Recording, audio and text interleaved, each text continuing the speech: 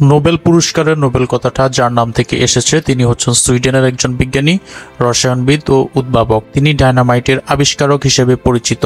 1895 সালে নিজের মৃত্যুর 1 বছর আগে তিনি তার সম্পত্তির একটি বড় অংশ রেখে যান একটি তহবিল গঠনের জন্য, যাতে প্রতি বছর মানব কল্যাণে অসাধারণ অবদান রাখা ব্যক্তিদের পুরস্কৃত করা হয়। শুরুর দিকে 5টি বিষয়ের উপর নোবেল পুরস্কার দেওয়া হতো। বর্তমানে আরও একটি বিষয় যোগ করে মোট 6টি বিষয়ের উপর নোবেল পুরস্কার দেওয়া হয়ে থাকে।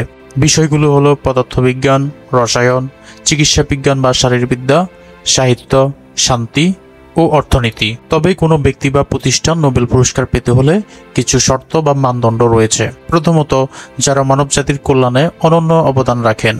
দ্বিতীয়ত, সমাজ, বিজ্ঞান, সাহিত্য বা শান্তি প্রতিষ্ঠায় নতুন দিক উন্মোচন করেন। তৃতীয়ত, যাদের কাজ ভবিষ্যৎ প্রজন্মের জন্য দৃষ্টান্ত হয়ে থাকবে। নোবেল পুরস্কার হিসেবে যা দেয়া হয়: 1. একটি সোনার পদক বা গোল্ড মেডেল। 2. একটি সনদপত্র বা ডিপ্লোমা। 3. নগদ অর্থ বা প্রাইজ মানি। চলুন জেনে নেওয়া যাক প্রাইজ মানি বা নগদ অর্থ হিসেবে অতীতে এবং বর্তমানে কত টাকা দেয়া হয়। 1901 সালে নগদ অর্থ হিসেবে প্রায় 15 লক্ষ টাকা দেয়া হতো। 1950 সালে নগদ অর্থ হিসেবে প্রায় 12 থেকে 13 লক্ষ টাকা দেয়া হতো। 1980 সালে নগদ অর্থ হিসেবে প্রায় 70 লক্ষ টাকা দেয়া হতো।